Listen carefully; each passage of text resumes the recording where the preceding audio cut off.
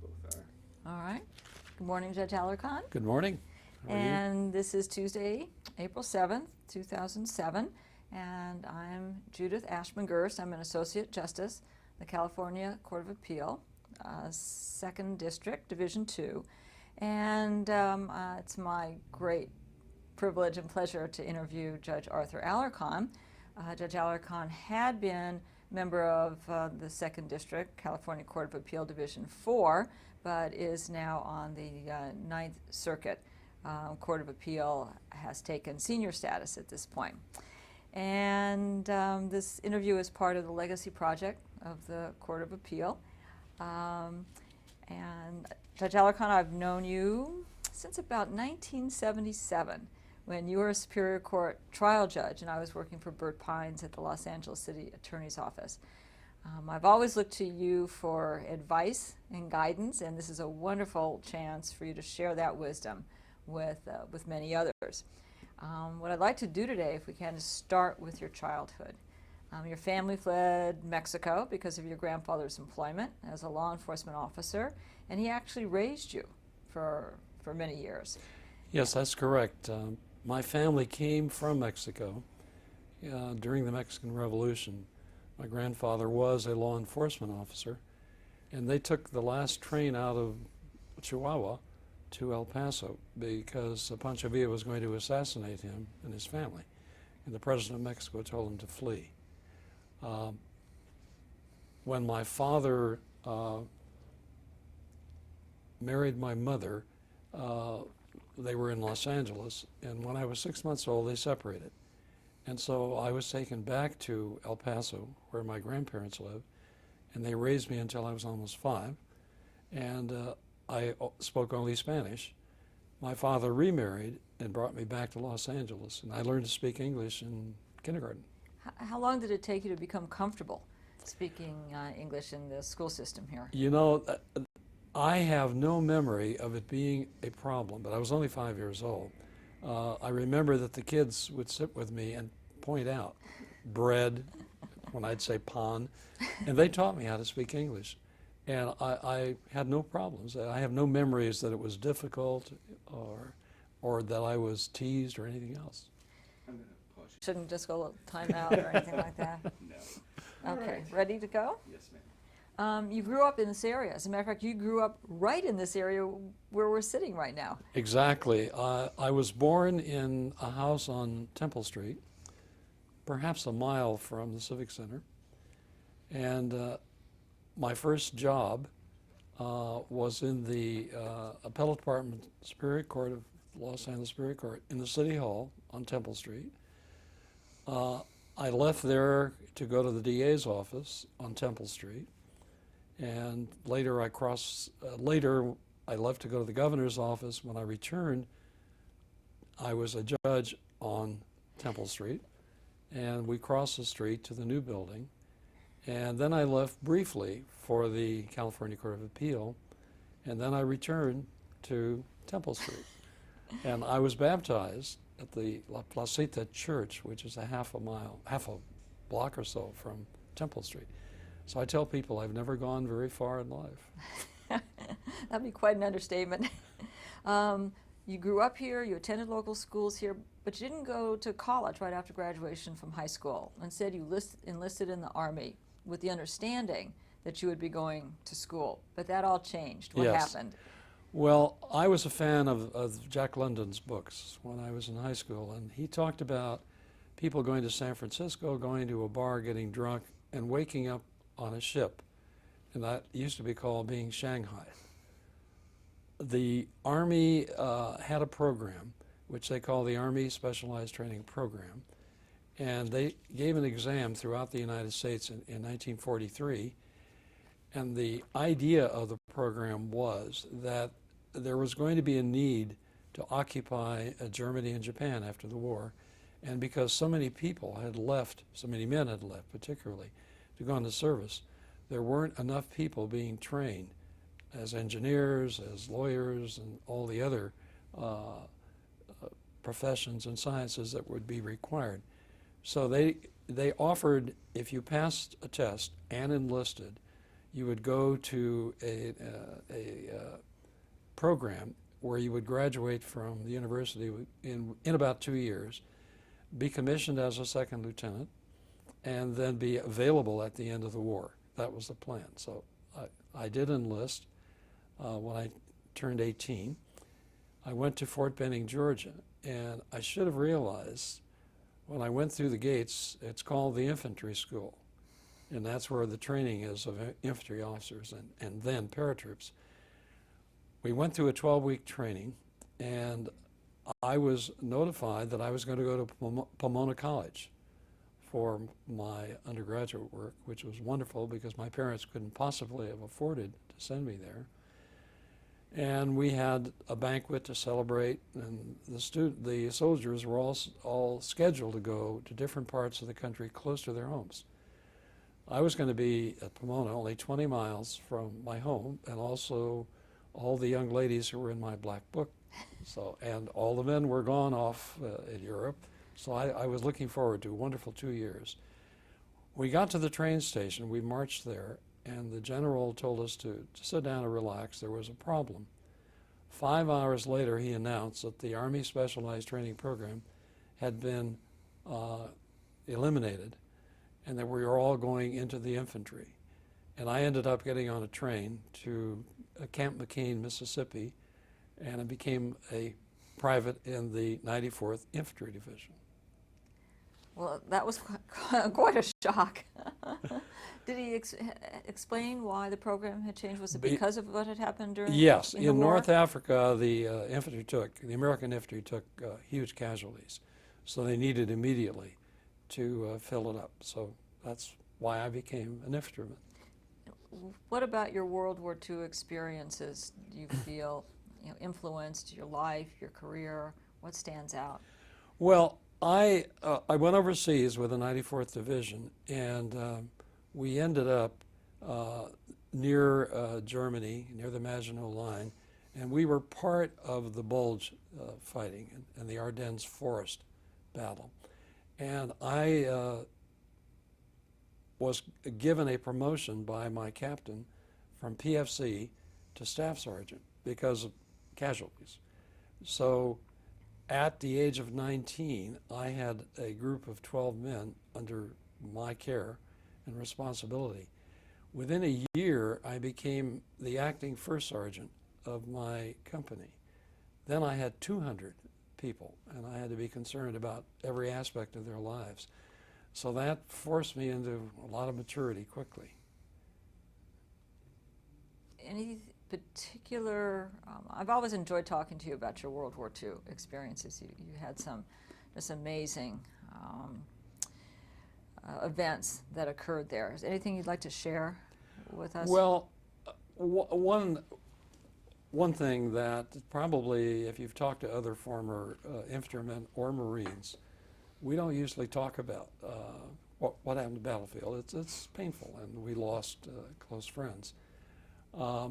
I did have an interesting experience. I was a scout for my battalion, which meant I would go out in front whenever we'd go into a battle.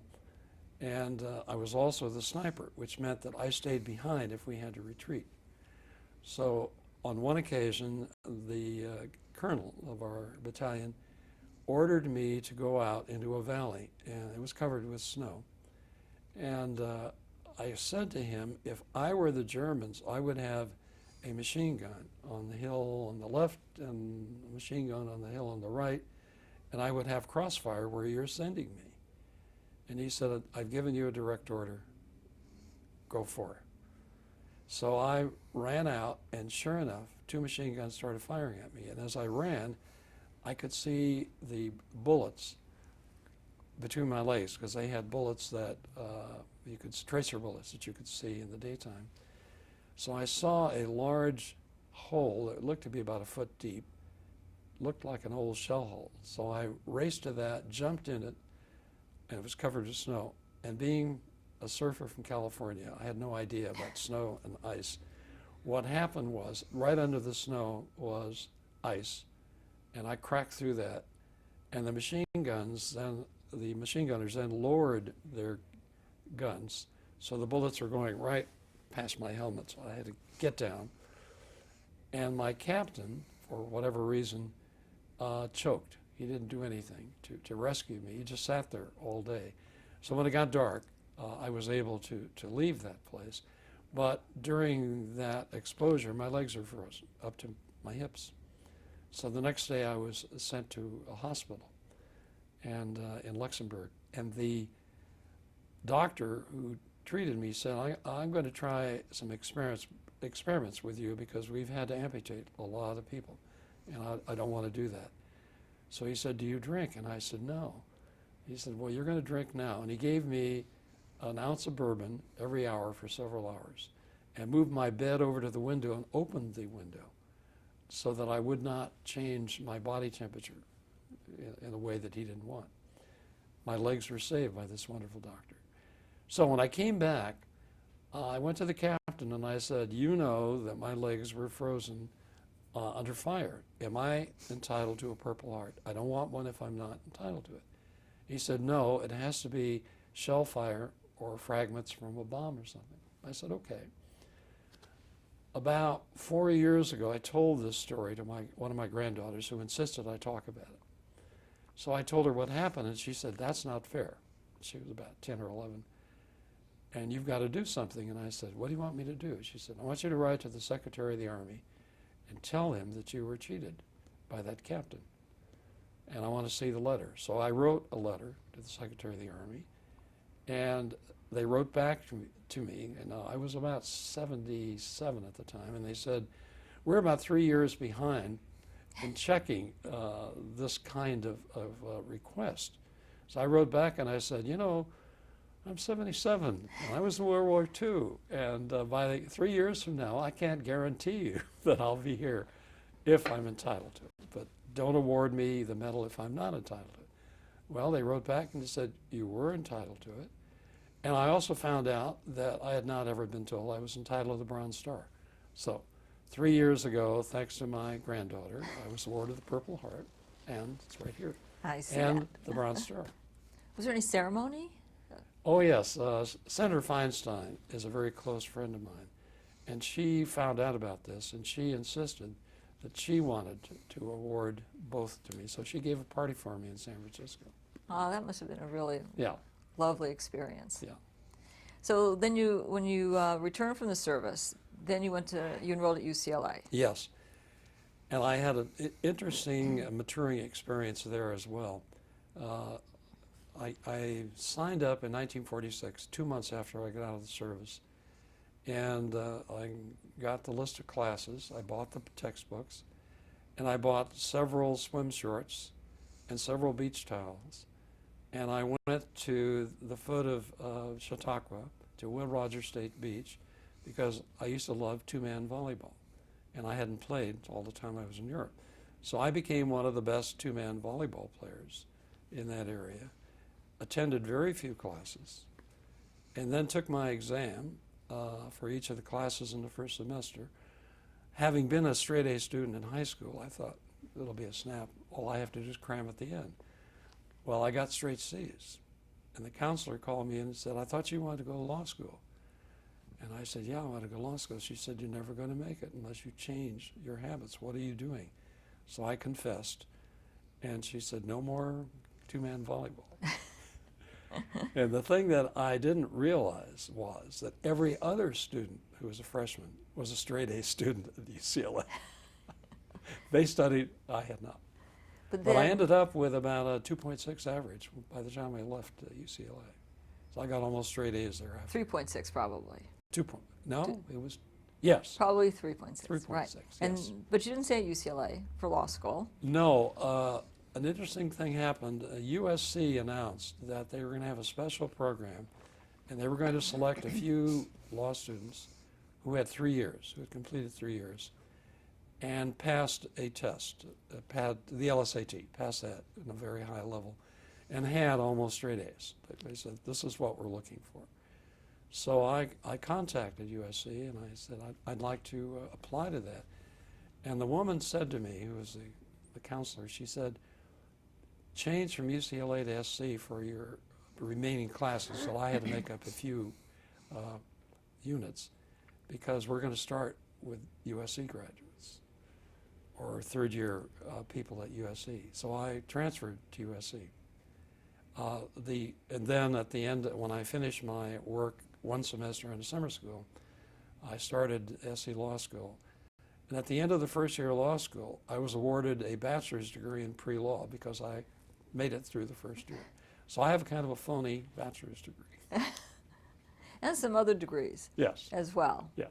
What other degrees do Well, you hold now? at the end of my 3 years at USC, at that time, law students were awarded a Bachelor of Laws, an LLB.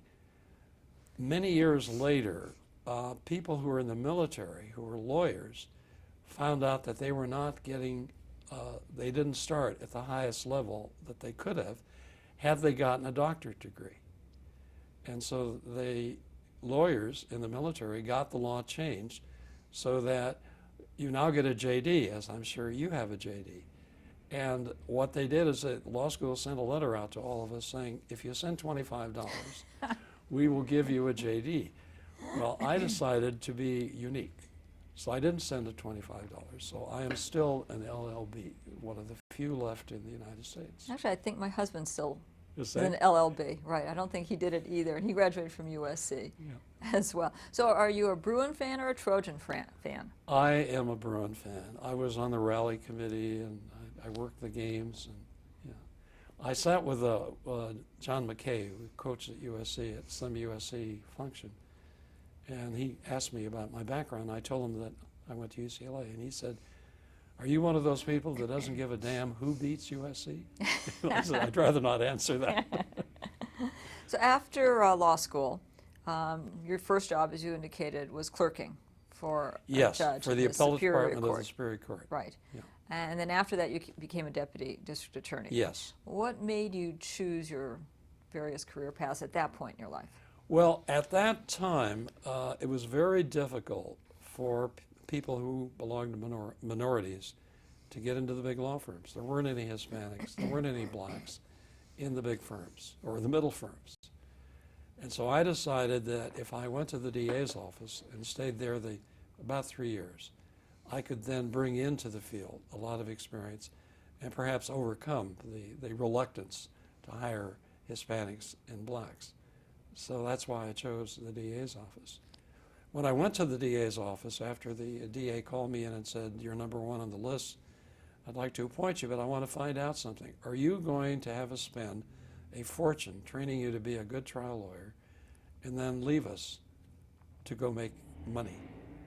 And I said, "I have to be honest with you, Mr. Roll," who was the DA. "I intend to stay 3 years and then make up my mind whether I want to make it a career or whether I do want to leave." And he said, "Thank you for an honest answer." He hired me. At the end of 3 years, I was so happy doing what I was doing that I decided to stay in public law. And I'm still in public law. And you stayed at the DA's office Until I'd been there about 9.5 years. Now, of course, when everyone talks about you and your career at the DA's office, they talk about L. Ewing Scott. Yes. Of course, that's one of the most well-known cases in the annals of California criminal jurisprudence. But there are other cases or other aspects of your career as a prosecutor that I'm sure are just as important to you. Well, there are two cases that do stand out that I like to think about, and one of them is the L. Ewing Scott case, because in that case, I worked as second chair to, I thought, the best lawyer in the United States, best trial lawyer, J. Miller Levy. And he divided the work right in half, even though I was much junior to him. And we were able to get a first-degree murder conviction, although the body had never been found, still has not been found, which in a sense made our case a lot easier because we didn't have to worry about an autopsy surgeon or any post-mortem kind of examination of the body. We never found the body. The other case that I like to remember is a case involving a furrier in Beverly Hills whose name was Teitelbaum. And my boss called me in and said the grand jury has indicted Mr. Teitelbaum for faking a robbery of his first salon. The case is a loser, but there's going to be a lot of media attention on it. And I want you to go out there and pick somebody to work with you. And I want you to try the case, although you're going to lose it. And I said to Mr. Roll, I said, you want me to be like a swan in Swan Lake? You want me to die beautifully? And he said, what are you talking about? I said, excuse me. He didn't Wasn't apparently familiar attend with ballet. Swan Lake. Yeah. So I went out to Santa Monica and tried the case, and we won. Which reminds me, trial lawyers and former trial lawyers never talk about the cases they lost. You then left the DA's office and to go to the governor's Well, office. the governor contacted my boss, who was then Bill McKesson, and said, I need to borrow Arthur Alarcón to study the narcotics problem in California. And I was away on vacation with my father at the time, and McKesson said, well, I don't think that would be in his best interest. So when I got back, I got a call from a wonderful lawyer named Grant Cooper, who was close to the governor, and he said, the governor wants you to study the narcotics problem. There's a lot of pressure against him in the media, and he has selected you to make recommendations, and he will push them through the legislature with your commission. But you've got to talk to your boss to give you a leave. So I went to see Mr. McKesson, and I told him, I really would like this opportunity, and I would like you to grant a leave for me. He said, well, you know, this is kind of a dead end. And I said, well, it'll bring me to the attention of the governor, and I kind of like that. So he did grant me a leave. So I took the job. We got a pretty large budget, and we were given a year to complete our work. We completed our work in 9 months, and I turned back $25,000. And maybe one of the few people that went under budget and turned the money back to the taxpayers. I went back to the DA's office, and about 3 months later, the governor called me, and he said, I would like you to be part of my staff and be my legal advisor, clemency and pardon secretary. And I said, Governor, number one, I'm a Republican, and number two, I don't agree with a lot of your political positions. And while you are vehemently opposed to capital punishment, I am not opposed to capital punishment. And he said, I'm not selecting you for your political views. I'm selecting you because I think you would give me honest legal advice, and I've studied your background and I know your work. And I said, well, I really like what I'm doing. He said, you know, it's not polite to turn the governor down on the telephone. I want you to come to Sacramento. And I said, I don't have the money to fly to Sacramento. So he sent me the tickets, and I went to Sacramento, and he charmed me into accepting the position. You had a very long, close relationship with Pat Brown. Yes. Even though he was a pretty liberal Democrat and you're a fairly conservative Republican. He's indicated that he wanted your unbiased views and wanted. Yes. How did that all work out over those years? What other positions did you hold with him? Well, when I first went to work with him, he said, whatever you do, if it's in the best interest of the people of the state of California, it'll make me look good. So don't worry about politics. You just do the best you can. About a year later, he phoned me. I happened to be at Lake Tahoe giving a speech. And he said, come back, my chief of staff has resigned, and I'd like you to take over my staff. And I said, Governor, remember, I'm a Republican. I don't want to be involved in Democratic politics. He said, I'm not asking you to be involved in Democratic politics. I'm running for office, and I'm going to be away from Sacramento, and I need someone I trust to make decisions or contact me and give me recommendations. And again, do it for the good of the people. Don't worry about me, because you'll make me look good if you make wise decisions. So that was our arrangement, All of your which appointments. is unusual. And then all of your appointments to the courts. have been by Democrats. Yes. Isn't that correct? I was elevated by Jerry Brown, Pat Brown's son. Jerry was a Democrat, is a Democrat. And then I was appointed to the United States Court of Appeals by Jimmy Carter, Right. a Democrat. I think that's pretty unique as well. There is a funny story about my elevation to the United States Court of Appeals. Jimmy Carter was not, or is not, a lawyer. He is a PhD from the Naval Academy in physics, which a lot of people don't know.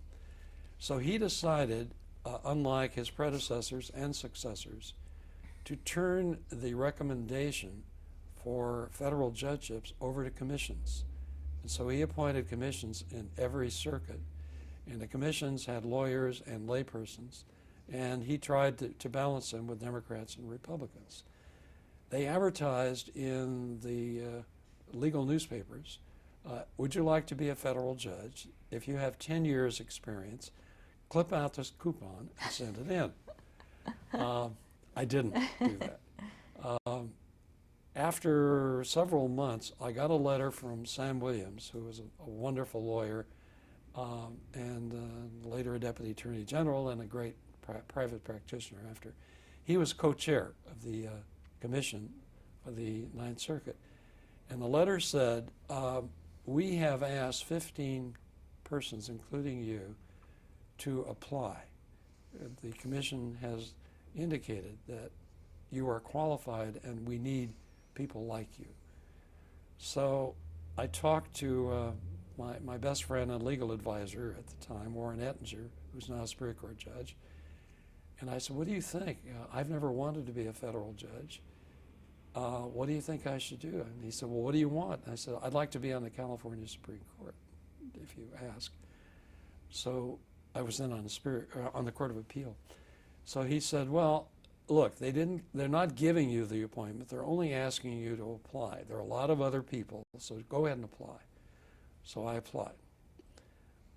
Several months went by, and one, I think it was even a Sunday night, I was at the Court of Appeal at 10 o'clock at night, and the phone rang. And I picked it up, and the voice said, this is the White House operator. Are you Judge Alarcón? And I said, yes. And then Sam Williams got on the phone, and he said, we're on a speakerphone.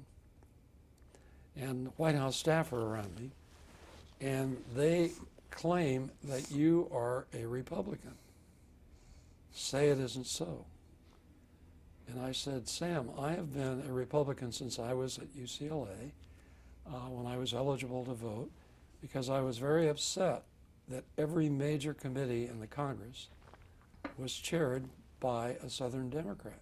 And what they were doing to civil rights was something that was totally offensive to me. That's why I became a Republican. I wanted to go back to the party of Lincoln, and I wanted to try to change the Republican Party to take care of civil rights and so forth. And there was a long pause, and then Sam Williams said, and I'll change one of the words, but basically he said, oh, shoot. And notwithstanding that, I got the appointment. So I am President Carter's oh, shoot. So let's go back to when you got appointed to the Superior Court. Yes. What year was that? What were I your was assignments? appointed in 1964 in July. I drove down from Sacramento overnight, and I went in to see Judge Joe Wapner, and I said to him, here I am, but I haven't any sleep. He said, oh, I have a jury waiting for you. So I tried a jury trial without sleep the first day. And you were appointed directly to the Superior Court, Yes. which at that time was also somewhat Yeah, unusual. Pat Brown had a philosophy that his judges should serve on the municipal court. He felt that they should get the experience of dealing with people who made a mistake, just ordinary citizens, went too fast, maybe had too many drinks or what have you, and to get some compassion for people. He also wanted them and insisted they go out to visit state prisons and mental hospitals before they were appointed. But he decided in a handful of cases, Shirley Huffstedler, Otto Kaus, and me, to appoint us directly to the Superior Court. And in fact, when he appointed me to the Superior Court, I had just completed serving 90 days as chairman of the California Adult Authority, and he appointed me to that. Again, he asked me to go into the Adult Authority and see what the problem was, because there was a high recidivism rate. Over 70% of the people within 3 years were coming back to prison, and he was getting lambasted in the media. So he said, I want you to see if there are changes that have to be made. So I went to the Adult Authority, and on the way out, he said, okay, you've never asked me, but I know you want to be a Superior Court judge. And I didn't say anything, and he said, I'll tell you what, the first opening that comes up is yours. So I walked out without really responding, but highly hopeful. In the next 90 days, I gathered together the brightest parole agents and staffers in the parole division and in the Adult Authority, and we created manuals. They had no written manuals for parole supervision or for policy for the members of the parole board. So we drafted those, and after 90 days, the governor called me and he said, well, I have an opening, and he appointed me to the Superior Court, true to his word. Your first assignment on the Superior Court was where? My- After the jury trial? Well, where my you had no first sleep. assignment was in criminal, and I spent about 6 months in the criminal courts, and then I got called in by the presiding judge, and he said, you know, you need civil experience. You've never been a civil practitioner, and I think you have a great future in the court system, but I want you to go to Pomona to try civil cases. Well, that was quite a jaunt for me. I lived near Pasadena at the time, and but I had to accept the appointment. Well, I went out to Pomona, and the presiding judge in Pomona said, oh, wonderful, we have a backlog of criminal cases. So for the first 10 months, I tried back-to-back criminal trials. And finally, I went to him and I said, please, I was sent here to get civil experience. Let me have your law in motion. Let me have adoptions. Let me have default divorces. Let me get an experience. So they did that for me. After I finished my year, the presiding judge appointed me to be presiding judge of the criminal courts, which was kind of unusual. Back downtown. Back downtown, yeah. That was unusual after just 1 year. I served in the criminal courts. I served as presiding judge for a couple of years, and then I asked the presiding judge, I still haven't got that civil experience. And they said, well, we need you in the criminal side because of your experience. I said, let's make a deal. Send me over to civil for 3 years, and then I'll take 3 years back in criminal, and let's just alternate through my career. And they agreed. And every presiding judge thereafter honored that. So I went back and forth. During the 14 years I was a Superior Court judge. How would you compare the civil trials and the criminal trials? It's really how I would compare the lawyers. And maybe this is because I was a prosecutor for 9 years. I found the lawyers, at that time at least, in the criminal cases, civil, work well together, even though they were on opposite sides. When I was transferred to civil, I was startled at how antagonistic the bar was, and some of the things that they did to each other, which would have never occurred on the criminal side. In fact, when I was a prosecutor on the criminal side, we would battle all morning in a case, and sometimes I'd go to lunch with my opponent. Or we'd pick a restaurant where his client didn't see us because he might have worried his client. But then we'd come back and battle all the rest of the afternoon. So there was a difference in the bar. I don't know if it's still that way, but that's one thing that I noticed. Of course, the other thing I noticed is that my introduction to civil law was fascinating. The first case I had was an agreed boundary case. And there hadn't been an agreed boundary case for a long time in California.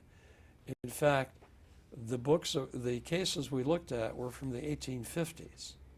What is an agreed boundary? It is an agreement between two property owners as to what the dividing line will be in their property. For example, a stone outcropping and perhaps the edge of the river, and a straight line between those two.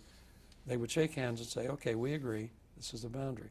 Well, I had a case in the late 1960s in Pasadena where there were no meets and bounds, there was no record, and somebody 100 years before had shaken hands and agreed to divide the property.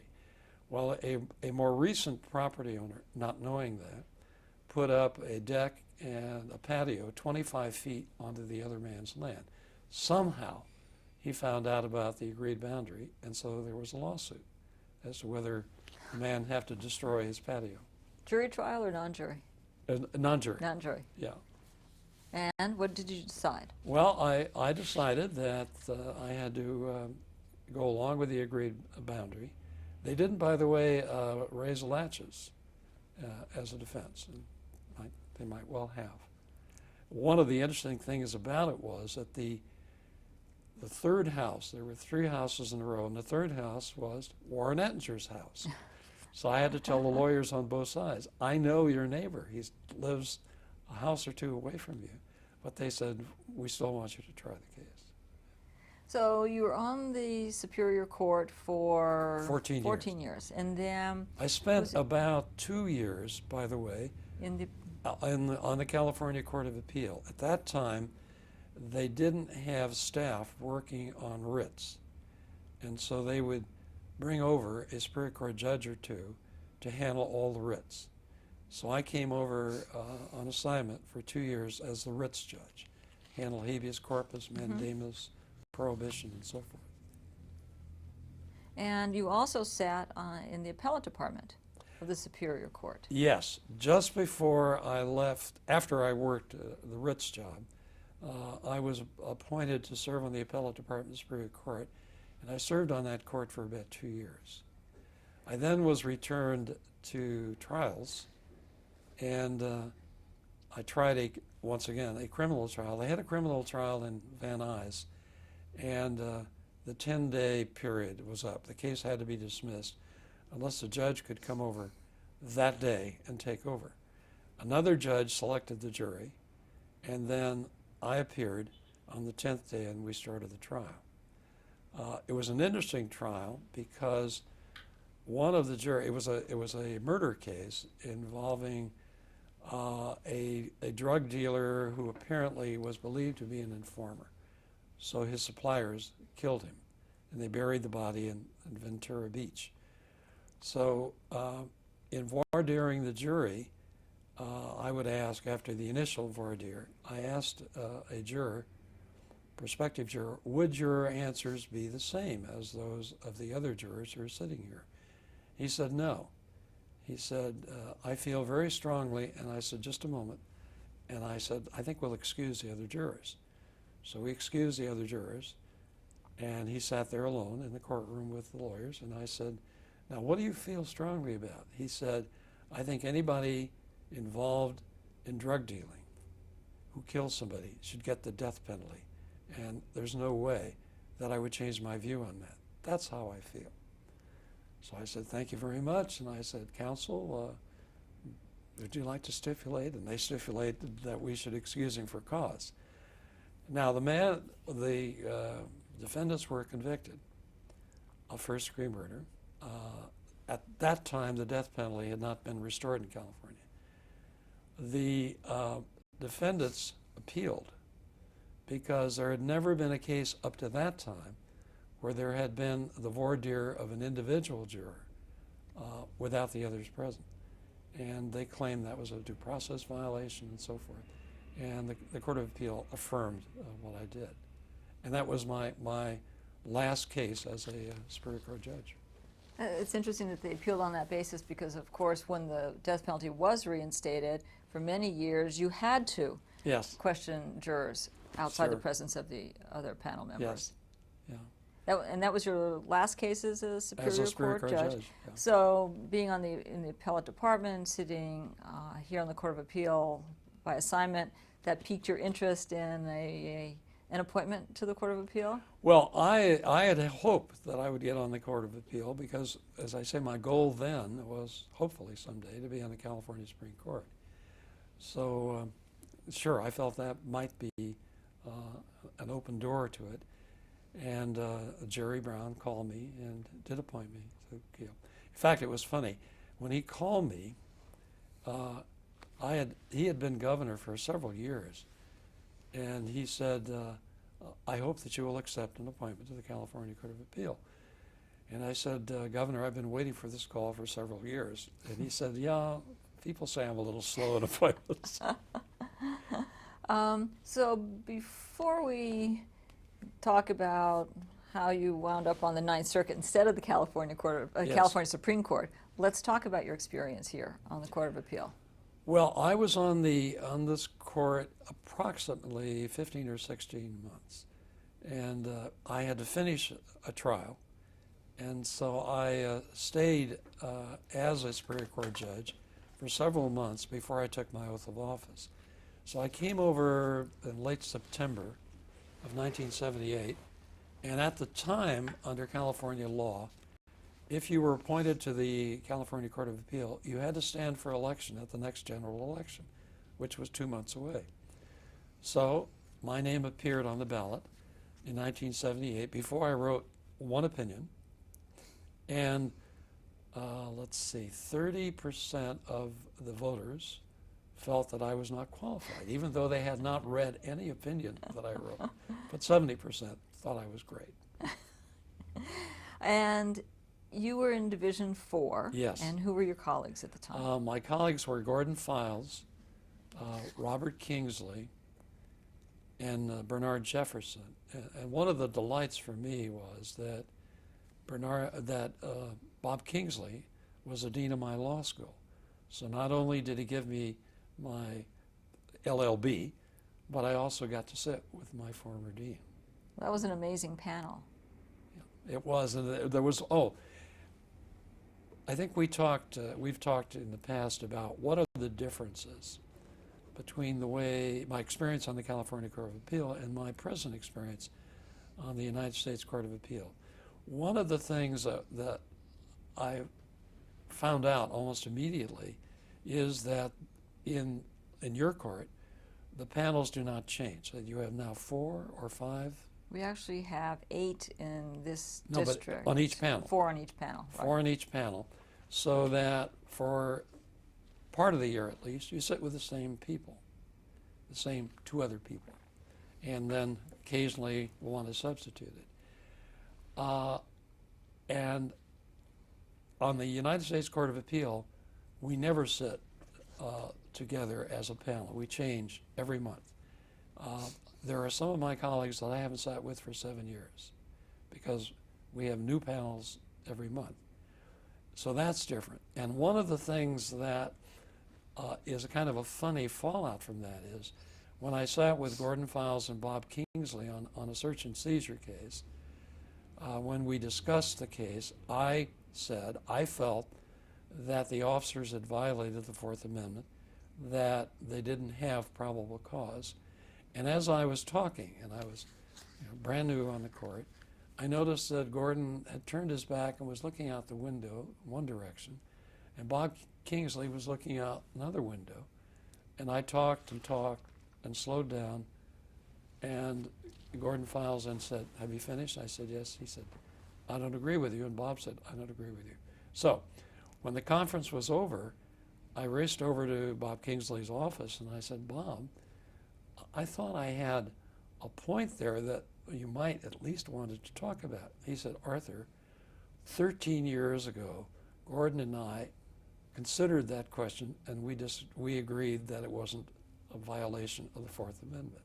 So one of the differences between the two courts is that I get exposed each month in the Ninth Circuit to a different judge who may give me an argument that I never thought of before, that might open my eyes and change a position that I thought was a valid one before. And hopefully I can do the same thing for some of my colleagues. How's the workload different? How are the cases distributed? How do you decide who actually writes the opinion? The workload is about the same. But when I was on the California Court of Appeal, Gordon Files was the presiding judge of our division. He would send us 1/3 of the cases that were to be argued 6 weeks or so in the future. And our responsibility was to draft an opinion and to circulate it approximately 10 days before oral argument. My colleagues would then make comments and send it back and indicate that they had problems with this part of it, or what about this, or this isn't persuasive, and I would work more on the opinion. We would then sit down the day before argument and sometimes spend the whole day going over the cases to be argued and agreeing or disagreeing on the draft. And sometimes in the conference there would be questions raised by one of my colleagues where the colleague wasn't totally sure. Yeah, maybe I'll go along, but I'm troubled by this. The next day then, when we get on the bench on this court, on the California Court of Appeal, the lawyers know that, or at least at that time knew it. Is it approximately, by the way, the same way now? The procedure? Yes. Yeah. So the lawyers know this, that appear before the California Court of Appeal. They know that we've talked about the case. They know that we may have drafted something in the case. So they're prepared to argue, and hopefully that we'll ask questions so they can reassure us as to their point or strengthen their point. And one of the things that I noticed sitting on the California Court of Appeal is sometimes my colleague who in conference said, I have some questions that I'm troubled by, would not ask those questions. So I would ask those questions. And sometimes the lawyer would get red-faced and angry at me, even though I thought his point was well taken. So when I talked to lawyers, I said, don't get mad at a judge who asks you a question. He may be trying to get you to develop your point and to reassure another judge who has some problems with it. Now, what's the difference? On the United States Court of Appeal, as I said, we change panels every month. And number two, we do not talk about a case until after our oral argument. It's just totally forbidden. It's part of their tradition and philosophy. I asked one of my chief judges one time, where did that come from? Because he knew about the California procedure and asked me what I thought of it. And I told him I was very comfortable with it. And he said, well, the reason that we don't do it here is that Joe Ball, who was a wonderful lawyer in California, said, I would rather talk to you and have you listen to me before you talk to the other judges and before you're influenced by your law clerk, so that I can talk to you and that you have an open mind. So I thought, gee, that's interesting. Well, Joe Ball happened to be a friend of mine. I had tried cases against him as a prosecutor.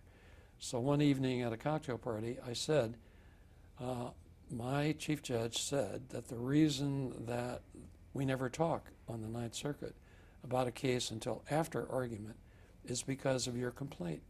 And he said, I didn't make that complaint. He said, I don't care. Do you circulate a bench memo before Yes. oral argument? What we do is circulate a bench memo prepared by our law clerks. And we divide the cases into thirds, and our presiding judge decides which cases go to which judge. And then we turn it over to our law clerks.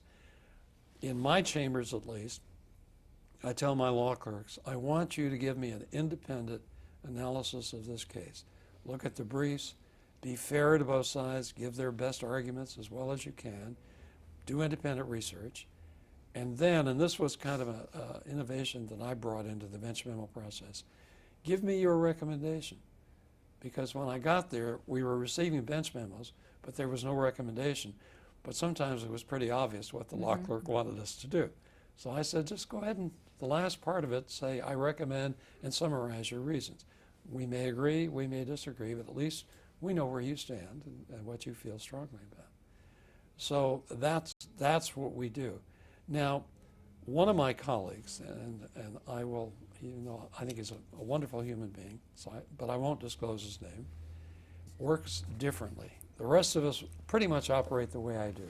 We do hands-off in the bench memo because it's my view that the law clerk is working for all three judges, not just for me and doing a bench memo. So shouldn't try to please me or guess what I might think would be the correct result. But one of my colleagues tells us, and he's very open about it, he said, I tell my law clerks, here's another example of the LAPD stormtroopers breaking down somebody's door without a search warrant. So you write a bench memo, and by God, we'll show that district court judge who made a mistake in this case. I might be able to guess who that person is. So, but I give him credit. We know he does that. So whenever we get a bench memo from that court, we push it aside, and we have our own law clerks go through it. Because I think sometimes his law clerks may be intimidated. After all, he's been a judge for many years. And so they give him what he wants. I've seen other bench memos that appear not to have agreed with him. And that's what I'd hope my law clerks would do, give me their honest view. Do you feel there was more collegiality here on the Court of Appeal or there on the Ninth Circuit, or is it just difficult because the process is so different? I think the collegiality on the Ninth Circuit is good. Is there more collegiality, or was there more on this court? I would say yes. And the reason is manifold. One of the reasons goes to the fact that in this court, I felt free to go in and talk to Gordon Files or Bob Kingsley or Bernie Jefferson and say, I'm having trouble analyzing this case, and here's what I think might be a way to go. What do you think? Let me bounce that off of you. And in a few minutes, he would respond. And then I go back across the hall and continue working on it. We can't do that here. Well, I don't know, except for one judge, where my colleagues stand until after argument. And we are really prohibited by tradition from talking. So I felt that brought us closer together. And I like the idea of sitting down and going over the cases and tentatively agreeing on what we thought was the right result, then to be tested with the lawyers the following day. So was I more comfortable with that? Yes. But are my colleagues collegial? I would say yes, even though I have colleagues, one of them is in Fairbanks, Alaska. I was just going to say you're spread out Sure, physically as well. That's a Sure. And major also difference. we are also at a disadvantage for collegiality, I must say, in that because we can't talk to a colleague alone. We have another tradition that if I want to say something to a panel member after argument, I have to send a copy to the other panel member. So I can't just pick up the phone and say, what do you think about dropping that last sentence? I think it's dictum, and maybe we don't need it. I have to write a memorandum. And sometimes, because of the workload, they get a little tart. And so there's bristly feelings. Do you conference after oral argument? Yes. Each day we conference after oral. You have a week of oral argument a month? Or We have a how's it? week a month, yeah. And we have about 30 cases a month, which I suspect is fairly close to the number of cases that you handle here. Actually, the workload's down a little bit now, so on for oral argument might be around 18, 20 cases a month. Well, we have 30. Now, some of those 30 end up to be, to use the basketball term, slam dunks. They end up to be cases that there is clear Ninth Circuit authority to dispose of them. So I would say that perhaps 18 to 20 are the difficult cases, and maybe 10 to 12 are easy. So it's fairly comparable to what you have. So each day after oral argument, do you conference Yes, on the immediately cases that after were oral heard? argument, yeah. And that can be a problem depending on the presiding judge.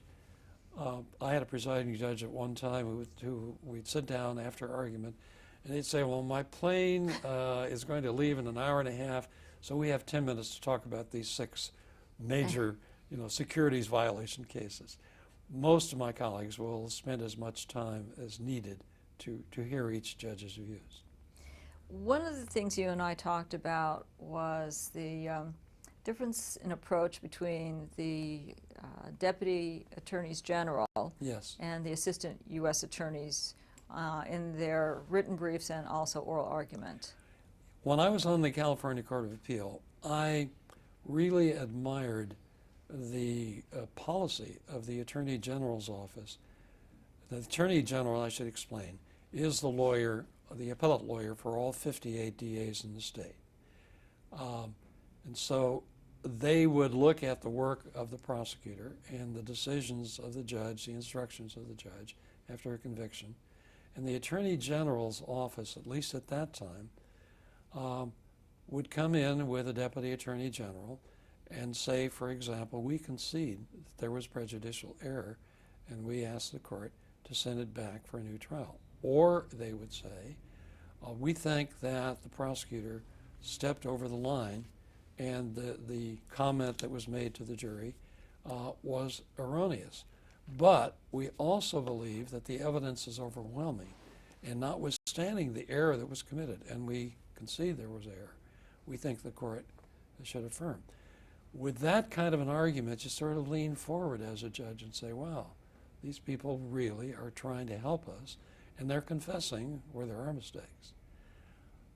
In most of the districts, in the federal districts, the U.S. attorneys do not have a separate appellate unit.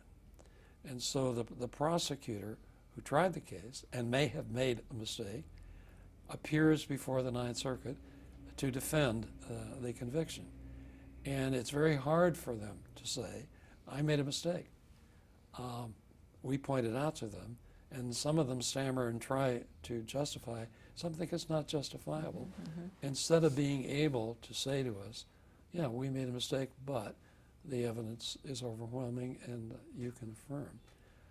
I have kind of tried to make a change in that, and I think the U.S. Attorney's Office here now is having more and more cases done by an appellate unit.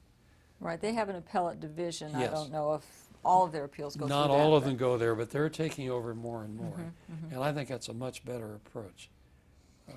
And it helps us. So let's get back to the Court of Appeal, California Supreme Court, Ninth Circuit. You had hoped to go to the California Yeah. Supreme Court. You were offered a position. Well, I was offered the position to the Ninth Circuit, and at the time, the California Supreme Court was having a lot of problems with the death penalty. And there were many, many, many reversals in death penalty cases. And I did not agree with some of the reasoning of the California Supreme Court's cases. And I decided, if the governor were to call me and ask me to sit on that court, I might end up spending the rest of my life dissenting. And I didn't really look forward to that. But as again, Warren Ettinger said, nobody's called you from the governor's office to put you on the Supreme Court. Well, the governor did call me and asked me if I would go to the California Supreme Court. Now, by that time, in addition to not wanting to have to write dissents on every case, every criminal case, I also liked the kind of cases that we receive on the Ninth Circuit. When I sat on the California Court of Appeal, I did a calculation after the first year, and 40% of my cases were drug cases, and about 20% were rear-end collisions. And in one calendar, two of them occurred at the same point on the 101 freeway, rear-end collisions. And the rest of many of the rest were what appeared to me trumped up cases between insurance companies to have us tell them what language we agreed with so that they could go out and rewrite the policy and get rid of the problem. And I found it a little boring to have that kind of a load. On the Ninth Circuit, on a given calendar, I may have an Indian law case, an admiralty law case, a securities law case, an environmental law case, a sex discrimination on the job case, and so on. And so the variety is terrific. And I feel like I'm a student for life learning these various fields. So I found that very attractive. And I thanked the governor, but I said no. I think I'm one of 3 people, by the way, that has turned down a direct request of the governor. Sam Williams. I was going by to the say way, one of the other was ones the is other. Sam, right, right. We're all ready to go. One of the other advantages of the Ninth Circuit is that you're able to travel around all of the other circuits and sit with them. What's that experience like? Well, actually, the active judges are not allowed to sit with other circuits if they are asking for help. And the Ninth Circuit has been in trouble since I've been on it in the sense of being understaffed. So when I became a senior judge 14 years ago, I was then allowed to travel. So I've been sitting with other circuits part of the time for the last 14 years, mostly with the Third Circuit in Philadelphia and the 11th Circuit in Miami, Atlanta, and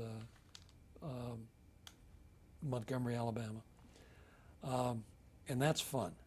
It's fun because they have different, it's all federal law, but they have different problems there.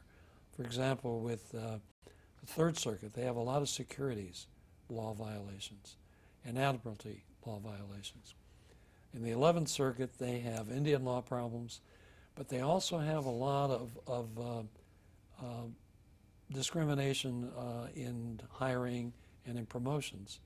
One of the reasons being a tremendous influx of factories that went to the south from the north when in New England there was a close down of a lot of the clothing factories. This brought with them not only the factories, but also lawyers who specialize in job discrimination. Some of the best job discrimination lawyers in the country work out of Atlanta. So I've enjoyed that very much. I've had fun also with the fact that I said it with other circuits because we don't have to follow in each circuit the decisions of any other circuit. We must follow, of course, the Supreme Court, but there are circuit conflicts which develops. And I've had the experience sitting with the 10th Circuit on one case where I didn't agree with the Ninth Circuit law, and I was asked to write the opinion. So I wrote an opinion for the 10th Circuit, pointing out all the flaws in the law of the Ninth Circuit in that case. Do you remember the details of that case? No, I don't. But we felt that the Ninth Circuit had gone wrong, and I had the job of explaining where it had gone wrong. Another case that I had that was fun, sitting with another circuit. In this circuit, I had a tax case. What happened is that an insurance agent in Northern California applied to represent a major insurance company in his county. And the insurance company hired a private investigator to check into this man's background.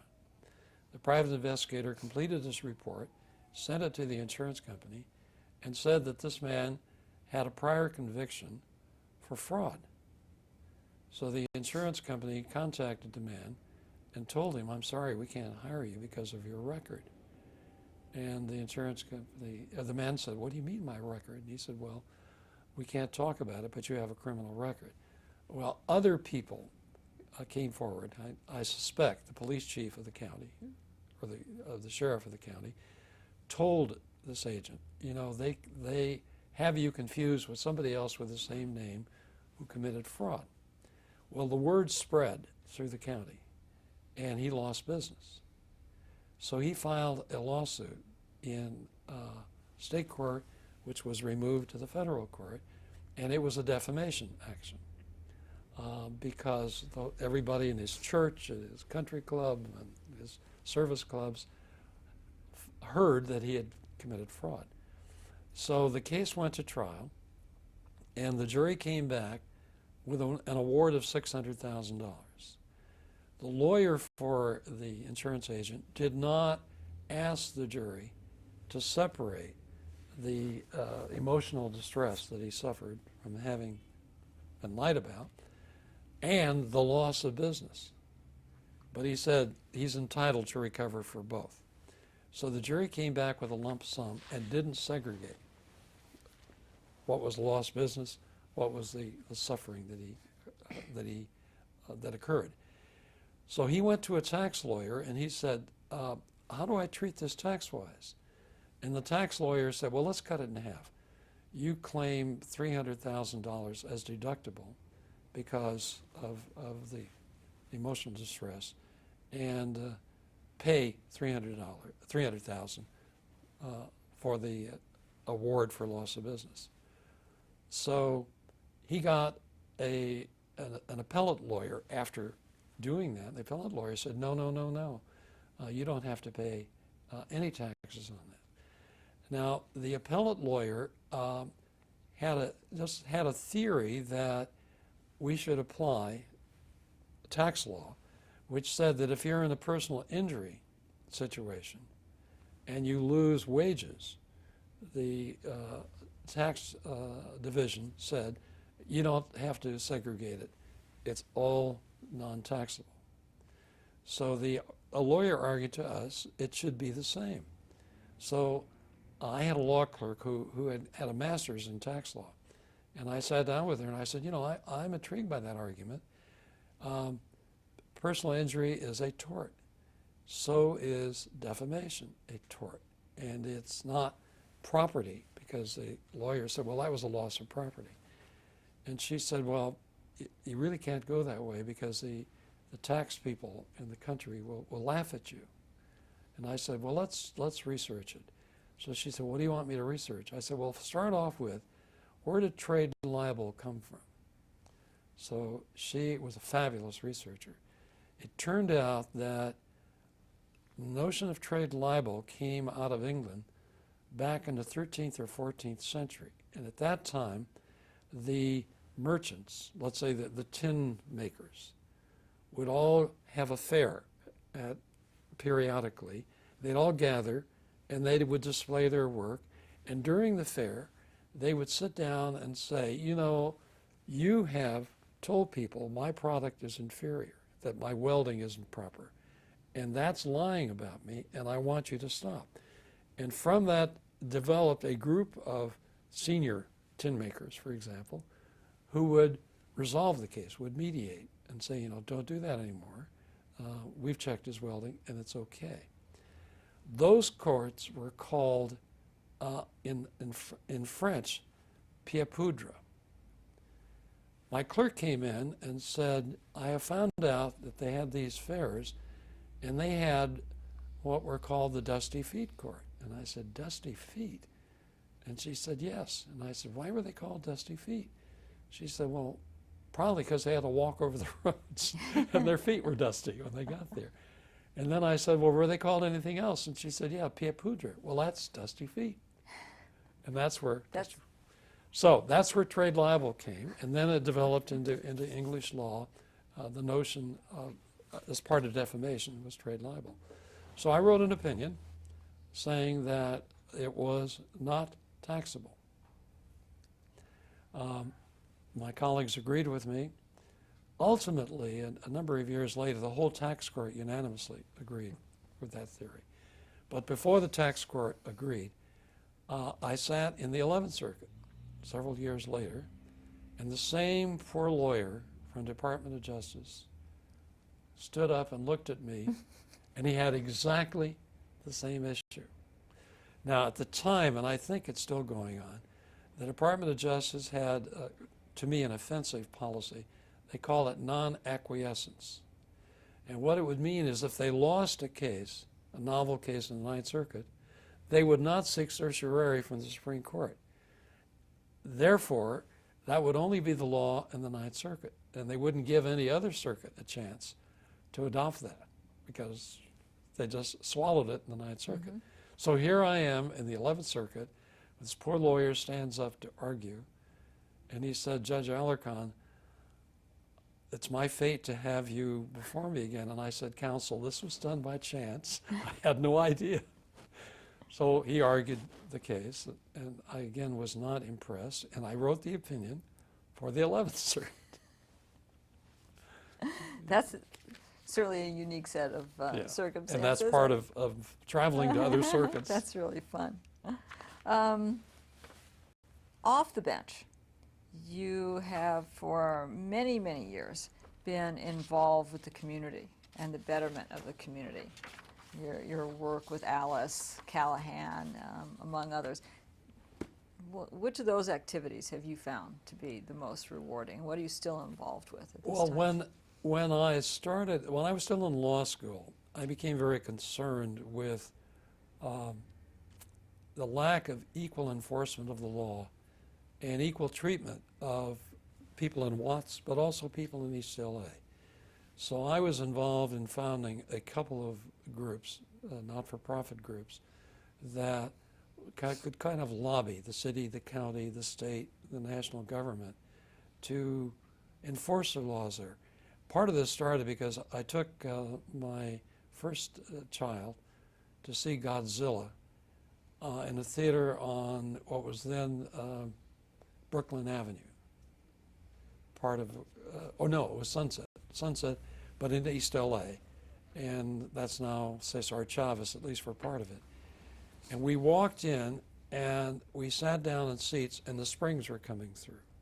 So we had to move several times to find seats that were okay. During the movie, he had to go to the bathroom. We walked in, it was filthy. So I went to the manager and I complained, and he said, well, we don't get much revenue here, we can't afford it. So I went to the city council. Well, being a judge, the council person listened. And I thought, these people need to complain. They need somebody to do that. So I worked in that, and that was really satisfying. I have a wonderful friend who is now an Episcopal priest, Alice Callahan. Used to be a Catholic nun, so I call her Father Alice. But Alice Callahan, when she became an Episcopal priest, her church allowed her to be what in France used to be called a worker priest.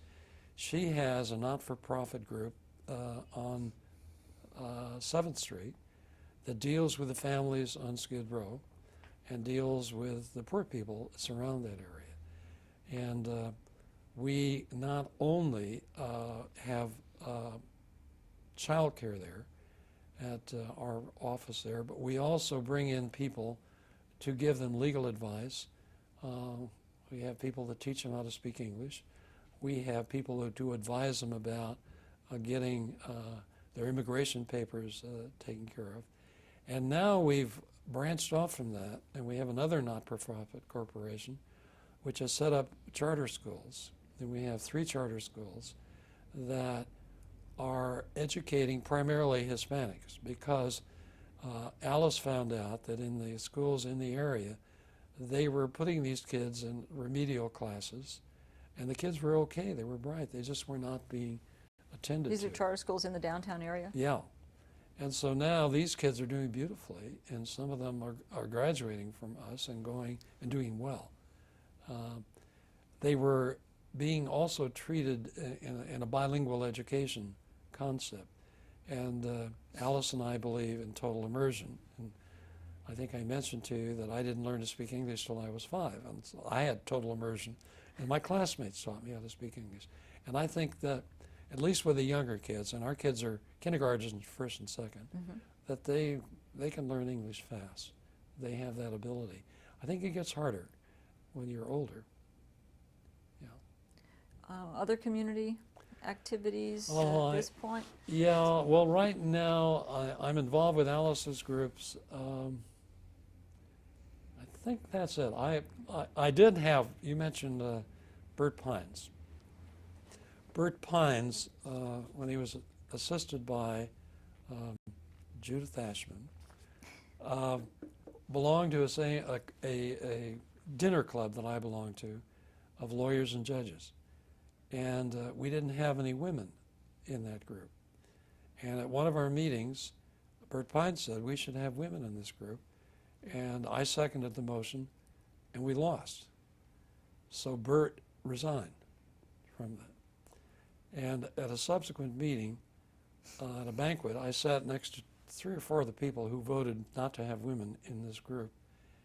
And one of the wives said to me, "Why aren't there women in this group?" And I said, "Because your husband said that you would be very upset if you met from 5:30 to 8 o'clock once a month with male lawyers." And she said, "That's outrageous." So at the next meeting, women were invited, and women are now part of that group.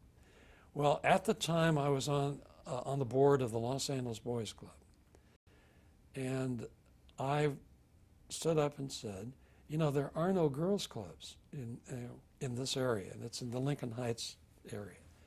And I said, the nearest girls' club is in Pasadena or in Hollywood, and I don't want these 10, 11, 12-year-old girls taking buses to go there. So let's open up our club to girls. Well, the director said, "Oh, this is terrible, this is against national policy." And fortunately, the LA Times was the biggest contributor to the LA Boys Club. So one of the vice presidents of the LA Times said, "Why don't we form a committee and let Judge Alarcón chair it, and let's come back with a recommendation and let's vote on it formally." So we did form a committee, and sure enough, not only did the Boys Club of the United States oppose it, but the Girls Club of the United States opposed it. They said it would be awful if these 11 and 12-year-old boys and girls swam in the same pool or played on the same gymnasium floor. And I said, it'd be wonderful if they get to know each other and relate. So both the Boys Club nationally and the Girls Club nationally opposed it. So we turned in the report, and I moved that it be adopted. And it was seconded by the LA Times vice president, who said, "Not only do I second it, but I want to tell you that if you don't change the name to LA Boys and Girls Club and invite girls, we are withdrawing all funding for you." So the motion passed. And it is now, not only in Los Angeles, but nationally, they've joined together. And they're the United States Boys and Girls Clubs. So that was fun. Significant accomplishment. Yeah, thanks to Bert and a young lady named Judith Ashford. Going back to a time when you were on the bench, you mentioned to me the Silverman case. Yes. And it's an interesting case because it dispels the myth that former prosecutors are always pro-law Yes. enforcement as judges. Can you talk to us about the Silverman case? Sure. Let me back up a little bit with this point. I think it is wrong-headed that just because a judge may have been a criminal defense lawyer, a public defender, or even in the ACLU, that they are always going to rule in favor of the defendant or in favor of the plaintiff in a claim of discrimination. It's just not true, and it's not fair. Judges, when they put on the robe, the ones that I know and I respect, put their past experience aside and try to follow the law. Sometimes they may go home and have an extra glass of wine because they had to write the case the way they wrote it, but they try to follow the law. So there is, however, that belief, and there are a lot of lawyers who think if you were once a prosecutor, you're always going to support the government, and you're going to vote either guilty as a trial judge or affirm as an appellate judge. The Silverman case was a fascinating case.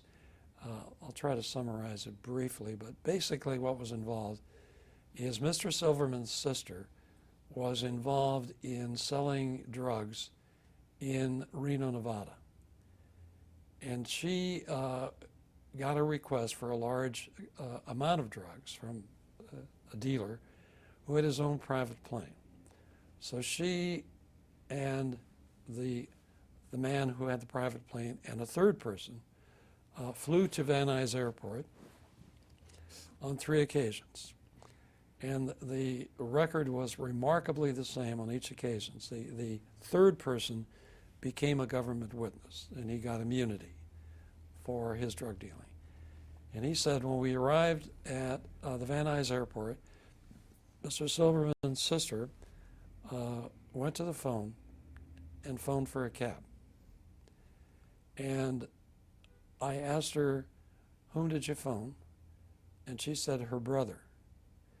Now the records show that she had two brothers in the San Fernando Valley. On 3 different occasions, that was the testimony from this informer. The government brought in the records of a cab company that on those 3 occasions they had picked up a woman, they couldn't identify her, and they said that they had driven her to 3 different locations, 2 of them many miles from David Silverman's home, the appellant in my case. The 3rd occasion, she did go to David Silverman's house, and on the 3rd occasion, he drove her back to the airport. And this informer saw David Silverman, and he said, I saw her bring her back. Nobody ever saw David Silverman with narcotics or involved in any way, and that was the whole record. So when the case was argued before our panel, and then we went into conference right after the argument, one of the presiding judge said to the junior judge, what do you think about this case? And the junior judge said, well, we have to affirm in this case. And the presiding judge says, well, I agree. The evidence is sufficient. So let's go on to the next case. And I said, oops, stop. I don't agree. Now, by the way, he may have thought, because I was a former prosecutor, that I would affirm. And I told him my view. I said, there is not enough evidence here to connect this man. And most of what this man said is hearsay, and it should never have been admitted. And the basis for the admission by the district court judge was, well, that only explains what he heard, which is an interesting rule. And so I said to them, do you know that when the United States Constitution was drafted, they got rid of a concept that they had in England, which was called corruption of the blood. And under English law, if you were convicted of certain felonies, not only did you lose your property, but your heirs could not inherit from you. And I said, you are finding this man guilty of a crime just because his sister talked to this guy and said she was going to see the brother. I said, suppose she had gone to the San Fernando Mission and talked to the brothers, the Franciscan brothers there. Would you also find that the evidence was sufficient? They disagreed with me. So one of the judges wrote the majority opinion, and I wrote a dissent, and there was a petition for rehearing, and almost a year went by, and my 2 colleagues did not respond to the petition. Finally, the judge who wrote the majority opinion came across the hall and said to me, I've changed my mind. I think you were right. Would you write the majority opinion? So I am in the books forever, dissenting in the case, and then 2 years later, writing the majority opinion in the same case. You are a prolific writer. I mean, you've written just amazing amounts of articles. First of all, how do you find the time? And secondly, is there an area of law that you really enjoy exploring in your writings? I think, how do I find the time? I get to the office early, and sometimes I work on into the evening, and I garden on Saturdays, and I write on Sundays. I used to play golf, but now I spend 4 or 5 hours in the garden and really enjoy that. And because I have a split level lot, I get a lot of exercise, carrying stuff up and down. The area that I like to write in basically is criminal law because of my 9 years experience as a prosecutor. I've written, for example, an article criticizing the federal rule that permits a conviction based on the testimony of an accomplice. Under California law, the accomplice has to be corroborated. And I'm astounded that the federal law goes a different way, and I've written about that. Um, You've I've written al- on evidence. I've written on it. Yeah, I've written on. on evidence as well. Most recent this year, I've had the fun of having 2 law review articles accepted for publication. One of them has to do with a recommendation that there be an ombudsman, a person in each of the California state prisons, to listen to the complaints of the prisoners. Many of the prisoners come into prison angry. They're not the nicest people in the world or the politest people, and prison guards sometimes are very hostile to them or feel that they're whiners and complainers. And so they tend to overlook sometimes legitimate complaints about medical care, about excessive force, and so forth. And in other states, in a handful of other states, the states have created a person they call an ombudsman, a person who will listen to the complaints of the prisoners and then go to the warden or the superintendent and say, there is a problem here that needs to be resolved, and I think that we can resolve it without getting into the federal court system. Here is what this person is trying to say.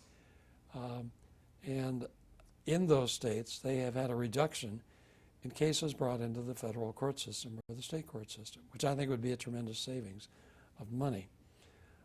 In the article about the ombudsman, I use an illustration, 2 illustrations. One of them is a case that came before me.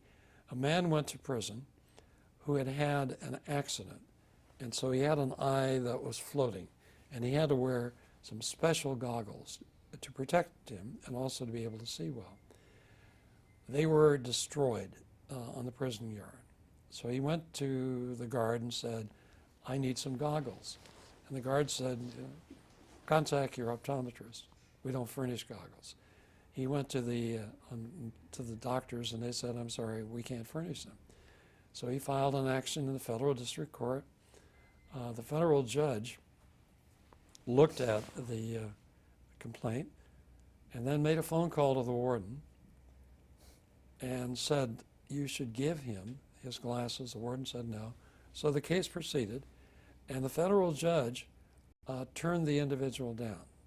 So the case came up to the Ninth Circuit. We are now tens of thousands of federal tax money with attorneys and judge time and law clerk time. And they come up before us, and we concluded that he should have gotten the $200 glasses, and they could have saved a fortune. And that's what I think an ombudsman could do. The other cases, it's kind of funny. There is a man in the state prison system in California who practices some strange religion which requires him to burn sesame seeds periodically and then meditate with the aroma of the sesame seeds. So he asked his prison guard, would you get me some sesame seeds? And the prison guard laughed at him and walked off. And he went to the federal district court. This time the federal district judge in that case called the warden and said, I've read the complaint. I'm prepared to have it served on you. And if it's true, what he says in the complaint, I'm thinking of punitive damages of, say, $500,000. Or you could buy a little jar of sesame seeds, keep them in your office, and when this man has his little religious right, give him his sesame seeds. But that's the kind of stuff that I think should be happening, and I think it's compassionate. I think these people, the ombudsman say, I'm sorry, but that's contrary to law, and you can't go forward, or may resolve it. The other article I've written, which is going to be published in June, the first one has just come out, and that's with my former law school, USC. The first one was published by Hastings. That has to do with delay in capital cases in the California court system. And I've done the statistical examination of everybody on death row since the death penalty was reinstituted in 1972. There are now about 100 people who have been on death row over 20 years. There are over 300 people who have been on death row for 300 years. For how many? I'm sorry, there are 300 who've been there Or- over 15 years, yeah. And a huge amount, close to 500 over 10 years. Worse, the California Supreme Court is now taking on the direct appeal well over 13 years. And in fact, last year, they issued 2 opinions where the prisoners had been waiting a direct appeal, the first appeal, over 17 years, and one of them, the Ramirez case, over 20 years before the direct appeal. Now, following the direct appeal will be state habeas corpus, and then federal habeas corpus, plus trips to the U.S. Supreme Court. So we're very close to the time when people are going to be serving well over 25 years on death row before there's a termination of the case. Now picture a person where the evidence was insufficient or there was prejudicial error. To sit on death row for over 20 or 25 years is unconscionable. On the other hand, if the person is guilty and should have been punished, the poor family has been waiting for closure for a quarter of a century. And that's just absurd. I have recommendations in the law review article which may not totally please members of the California Court of Appeal, because I recommend that the well over 100 members of the California Court of Appeal are fully capable of handling death penalty cases. Your court now handles first-degree murder cases where it's life without possibility of parole. I see no reason why you couldn't handle death penalty cases. And if that were true, the backlog would collapse. Isn't part of the problem, though, getting lawyers to take the cases? Sure. So there's a huge backlog. My understanding is that there is a huge backlog of cases that simply don't even have lawyers yet. Absolutely, and I point that out in the article, and it's terrible that the California Supreme Court can now only pay $163 an hour. I don't know if you see lawyers' fees in civil cases. We do. And lawyers are now charging $500, $600 an hour and upwards. And that's to represent, let's say, a corporation that may have terminal illness problems. And I think that somebody who represents a person on death row who may die should get more than $163 an hour. So that's part of the problem. The other part of the problem, and I have a recommendation, that there ought to be training in the law schools for lawyers who want to or willing to handle death penalty appeals and who are properly compensated. And I also think that there could be institutes at the law schools to train law students who want to specialize in habeas corpus law or death penalty law, and perhaps be trained by the lawyers who now handle that kind of a case. And sure, there is a dearth of attorneys, but I think that can be remedied. And part of the problem, biggest part of the problem, I think, is the fact that they're paid so badly. So, can you imagine being appointed to a death penalty case by the California Supreme Court and having to stick with that case for 13 or 17 or 25 years? I mean, that's terrible. So that's what I deal with there. And I'm very confident that you can handle a death penalty case beautifully. Not that any of us care to, but I think that part of your article, when you and I talked about it in the past, you do indicate that it would be useful to hire more research attorneys Oh, to assist with. Absolutely. Right. You would need to have research attorneys. We have some now in the federal system, and they're called death penalty clerks. Let me give you an example. When I first started thinking about turning the job over to the California Court of Appeal with discretionary review by the California Supreme Court, so that if the California Supreme Court felt you were wrong, or there was a novel question that they wanted to deal with, they could take the case over. But the cases decided on existing law, they wouldn't have to take over. Now, when I first thought about this, I said to one of my law clerks, find me another state that permits the intermediate appellate court to handle death penalty cases. Well, it found that only one state does that, and it's Alabama. There are reasons why I would feel uncomfortable writing an article citing Alabama practices. For example, they pay their lawyers $2,000 for a death penalty appeal. So I really worried about that until finally I woke up one day and said, wait a minute. The guy that blew up the courthouse in Oklahoma was tried in a federal district court. His case went to the 10th Circuit.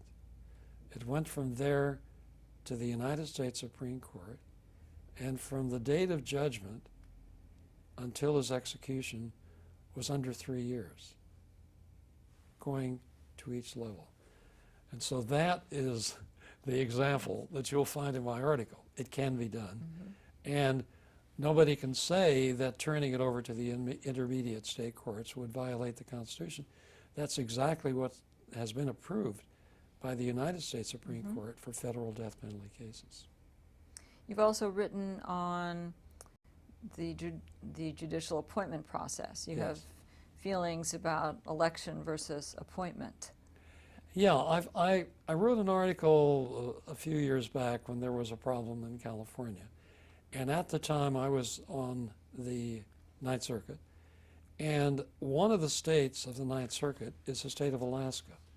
And in the state of Alaska, they have both a judicial appointment and retention system. A commission appointed by members selected by the legislature and the governor and the Chief Justice accept applications for appointment to the trial and the state court. They are given an examination by, at least at the time I studied this, by the University of Michigan, a psychological testing to see if they have, psychologically, they're fit to be judges.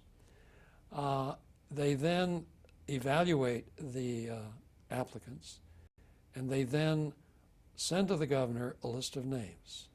The governor has to select one of the persons on the list of names, and if the governor chooses not to, then the Chief Justice makes the appointment. That's followed up in 6 years by a report to the voters saying this is how Judge X has performed. Let's say that Judge X gets on the bench late, maybe has a drinking problem. They will put that in a pamphlet that goes to every voter so that they have an evaluation. I think that is a superb system. It takes politics completely out of the process. Under the California system, where a governor can choose the persons on the Supreme Court, the Court of Appeal, and the trial court for any reason that the governor fancies, it's no wonder, you shouldn't be surprised that if a governor is opposed to capital punishment and appoints people who are opposed to capital punishment, that the voters are going to say, this governor is opposed to capital punishment, he appoints people that are opposed to it, I am not going to vote for their retention if we're talking about the appellate level. And I think that's what happened in California to 3 members of the Supreme Court. If we went to an appointment and retention system, we would take that out of it completely, and we would get highly qualified people. That's what I said in the article. You've also taught at the Judges College, through lots of seizure programs. Are you still teaching? I just resigned from teaching. I started off teaching at the Judges College to new judges, and I did that for about 15 years until I went on the Ninth Circuit. I then taught at USC for a couple of years. I then taught at Loyola for several years, and then I have finished teaching over 10 years at Southwestern. But I decided I want to do some other kind of writing, and it takes a lot of time, so I just quit last year teaching federal courts. It was funny because I was called by the dean at Southwestern to teach federal courts, and I said, you know, I never took that course. He said, well, you're doing it on the job. I said, okay. So I taught it. Technology has evolved over the years since you were first appointed Yes. to the court. Have you kept up with technology? Has it impacted your work at all? Or do you just leave it to the law clerks? I have to confess that I have not kept up with technology, and I happen to know that you are highly skilled in technology. I tell people I still write with a quill pen in every other line. My law clerks do the computer research for me, and I find that the results of it wonderful. I used to have to go to Shepherd's and pull it down and paw through that, and now they can do it in seconds. And it's marvelous, but I let them do it. And one thing that I do to make sure that my law clerks are doing a job properly is when they do something for me, and after they've done the work to make sure the citations are okay and quotations are okay, I hand that paper over to a different law clerk and have that law clerk go over it critically to make sure that we're correct in what we've said. So I use my law clerks for the technology. Mm-hmm. I do the writing and the analyzing and the groaning and moaning about how do I get there from here myself. And then I give it back to them and say, okay, give me a case that says this, because I think I know there's one out there. And that system works well over the years. Well, I don't want to toot my horn, but about 23 years ago, I had a backlog at the end of the month of 6 cases at the end of December. And I sent my law clerks on a week's vacation, and I was at the office alone. And I decided I'm going to try to kill my backlog. So I sat down in that week and wrote 3 opinions and filed them. And I haven't had a backlog for 23 years. In other words, every month, Right. all the cases I'm assigned that month are out. Mm-hmm. So my system is working. It works. So let's talk about your family, your children, your wife Sandy. Sure. I know them all. Sure. Well, let's start with my first child. My first child is Jan Marie, and Jan Marie is a psychologist. She went to San Marino High School, graduated barely 16, and then went up to Santa Cruz, and then went on and finished her PhD for psychology. She works at the Atascadero State Hospital, which is a hospital for mentally ill and sex offenders and so forth. And I'm hopeful for her that she retires, because that's a tough job, and enjoys a private practice wherever she wants to live. She told me one day, I think I'll be ready for private practice. And having worked in the Atascadero State Hospital, I have seen the far extremes of mental illness. So having a private practice is going to be Piece of cake. easy. There. Yeah. She have children? You have grandchildren? No, Jan? she is not married. My second son is a Superior Court Judge, Gregory. He has 3 children, all girls. One is studying to be a nurse, the other is at Cal State, LA, and the third is 10, and extremely bright. They were at the house the other night. They came by pretty late. They went to the theater in the neighborhood, and I took her downstairs because she wanted to see the dogs. And the dogs came rushing over to her, and one of them jumped on her, and she was a little frightened. So I said to the dogs, using a command that I've been taught by our dog trainer, go to your place. And I pointed, and there are 2 pads. So each dog went to a pad. And then I chatted with my granddaughter a few minutes, and there they were again. So I turned and I said, go to your place. And the dogs went to a different pad. And Polly said to me, they didn't go to their place. And I said, what do you mean? And she said, Bonnie is on the wrong pad. And I had to explain to her, that's just a command, and I better think about it. So she's doing beautifully in school. She's at a magnet school. And I have high hopes for her. My third and my last child is Lance. or he's actually named after me, but he decided not to call him Junior, so he's Arthur Lawrence Alarcón Jr. Anyway, Lance is now a special ed teacher. He went to Yale. He was pressured by his brother and me to go to law school, and he said, no, I'm going to make my own decisions. But after a couple of years out of Yale, he took the LSAT, and he did so well that Hastings offered him a full 3-year scholarship paying for everything. But he turned it down.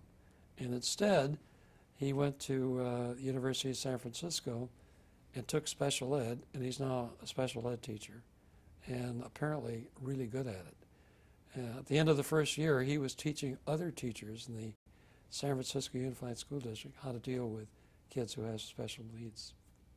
So those are the three, And then, and my 3 grandchildren. and Sandy, your wife. Sandy was a computer engineer. She retired, and she retired from getting paid for what she does. She now is a volunteer at the Los Angeles County Art Museum, or they call it LACMA. She's a docent, and she not only gives tours, but she also does administrative work for them. And because she's a computer whiz, she keeps being asked to do special jobs. And right now she's sort of a super editor for all of the stuff they print out. In addition to that, she has just completed working for 3 years, again as a volunteer at the Culver City School District, teaching art, because they have no art program for the elementary school. And she has really enjoyed that, so she's very active.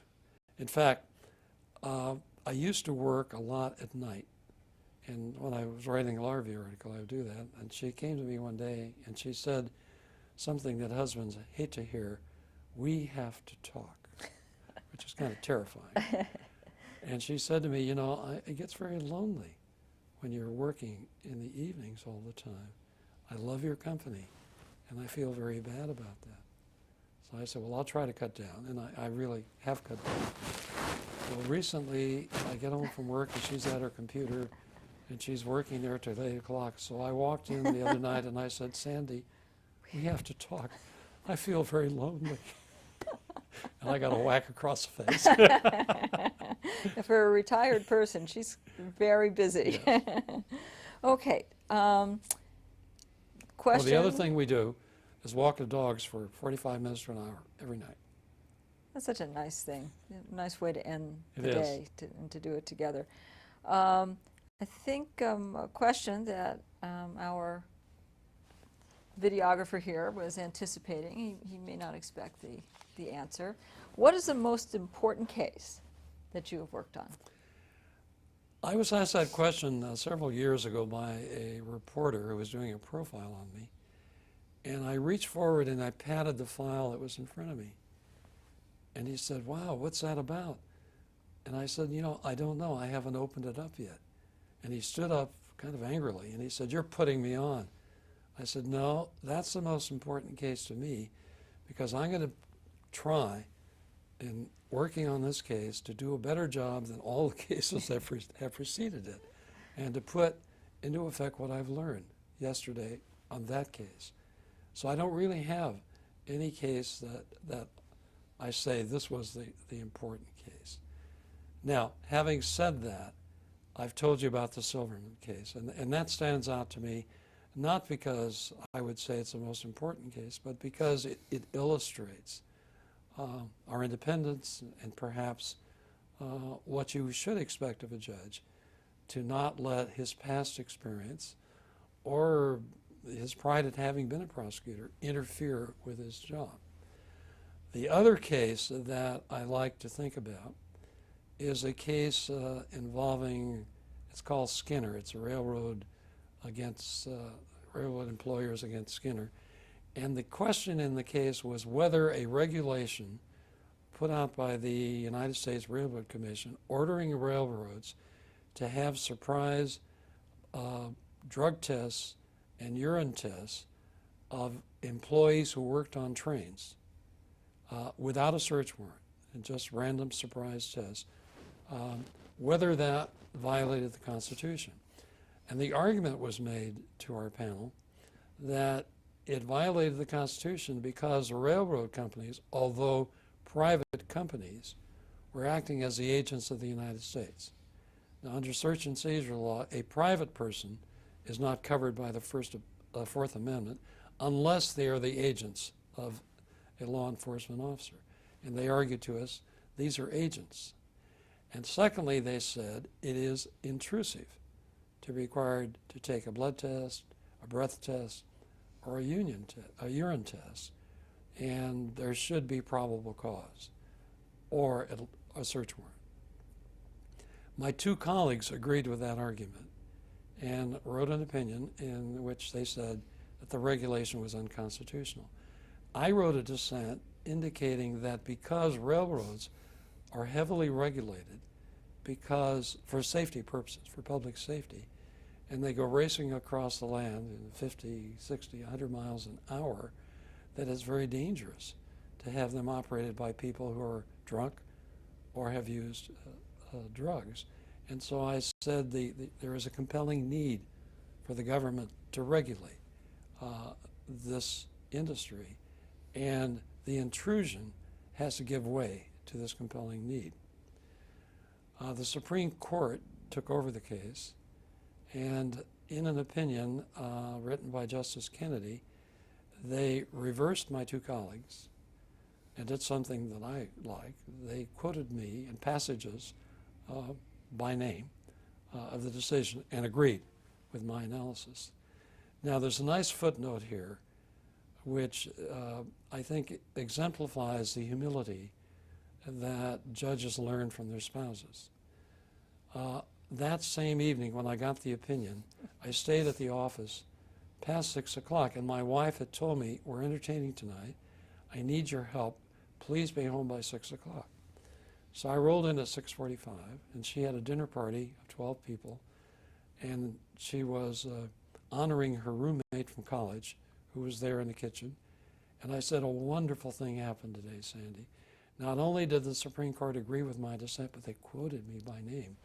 And she said, okay, take out the cat box and empty the garbage. So ended my moment of glory. Anything that you would like to wrap up with? Any other thoughts that come to mind? I know you've been such an important role model to other Hispanic young lawyers in the community. Anything else that you'd like us to know about? I would just like to point this out. I don't talk about, certainly in seeking an appointment or in writing something, I don't say, appoint me or publish me because I'm Hispanic. My attitude has always been, and I used to run track, all I want is to start at the same starting line as everybody else. I don't want to be 50 yards behind, and I don't deserve to be 50 yards in front. Just treat me equally. But occasionally, I have joined something or talked about being Hispanic because I want Hispanic kids to see that they can do it, they can make it, and there is room for them if they study hard and go on to graduate school and so forth. And so in that respect, in fact, I deliberately have an accent on my name to let people know, without talking about it, that I come from a different culture, and it's okay. Thank you so much. It's You're so welcome. enjoyable. Excellent.